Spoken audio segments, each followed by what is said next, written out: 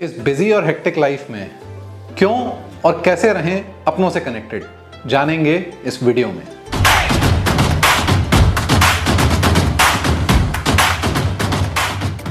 नमस्कार।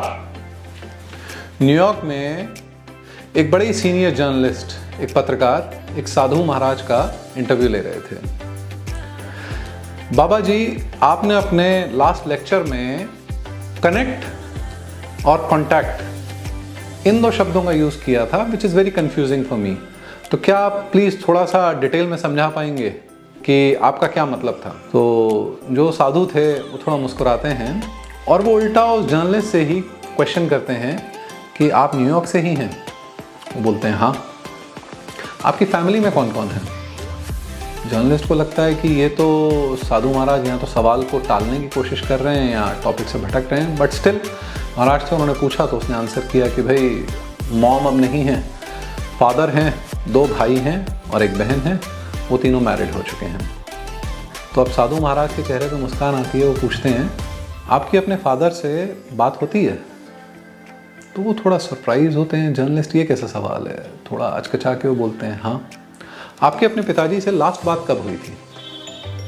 अब वो थोड़ा सा नर्वस, भाई इंटरव्यू है, समझ नहीं आ रहा साधु महाराज का चल रहा है, उनका इंटरव्यू चल रहा है, बट स्टिल ही कंटिन्यूज। वो कहते हैं करीब 1 महीना पहले।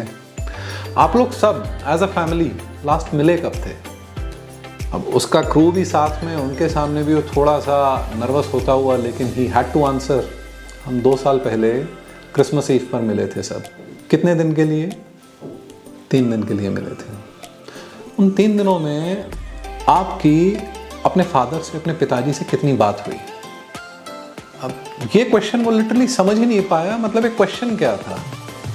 साधु महाराज उसका एक्सप्रेशन समझ गए। उन्होंने बोला कि आप अपने पिताजी के साथ उन 3 दिनों में कितना समय बैठे आप सब भाई बहन मिलके। क्या आपने उनके साथ ब्रेकफास्ट, लंच या डिनर किया। क्या आपने उनसे पूछा था कि माँ के बाद आप कैसे हैं, आपकी तबीयत कैसी है, आपको किसी चीज़ की ज़रूरत तो नहीं है। साथ में बैठ के कितने पल बिताए थे। ये शायद इतने इंटेंस और इतने इमोशनल क्वेश्चंस हो रहे थे कि वो जो जर्नलिस्ट हैं बहुत ही ज़्यादा नर्वस हो गए थे। तो उस पर उन साधु महाराज ने अपना हाथ आगे बढ़ाया और उनका हाथ पकड़ते हुए वो बोले कि आई एम वेरी सॉरी अगर अनजाने में मैंने आपको हर्ट किया हो। मेरी इंटेंशन आपको एक बार भी हर्ट करने की नहीं थी, लेकिन शायद यही आपके क्वेश्चन का आंसर है। यही डिफरेंस होता है बिटवीन कनेक्ट एंड कॉन्टैक्ट। आप अपने फादर के साथ, अपने फैमिली मेम्बर्स के साथ, भाई बहन के साथ कॉन्टैक्ट में तो हैं, लेकिन शायद आप उनके साथ कनेक्टेड नहीं हैं। कनेक्शन दिल से दिल का होता है। जब आप एक दूसरे के साथ समय बिताते हैं, एक मील शेयर करते हैं, एक दूसरे की केयर करते हैं, आपका आई कॉन्टैक्ट होता है, छोटी छोटी चीज़ों से कनेक्ट होता है। वो साधु महाराज और कोई नहीं, स्वामी विवेकानंद ही थे। अब इसी कहानी से रिलेटेड मेरी वाइफ ने एक पोएम मुझसे शेयर की थी।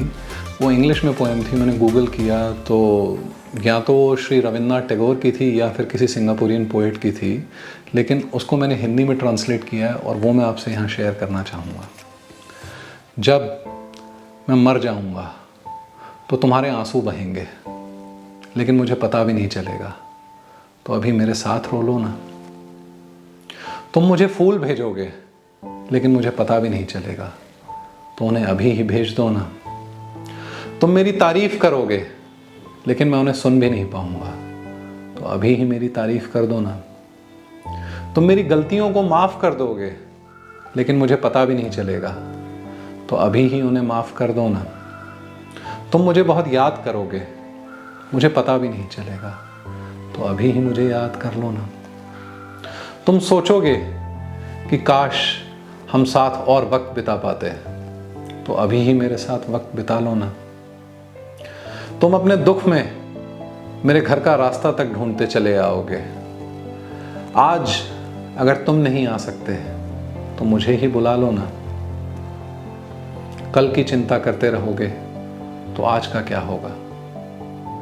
अकेले मैं कह सकता हूँ, पर साथ हम बात कर सकते हैं।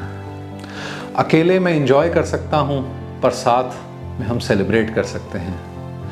अकेले मैं मुस्कुरा सकता हूँ, पर साथ में हम हंस सकते हैं। एक दूसरे के बिना हम कुछ भी नहीं। So stay connected. Thank you.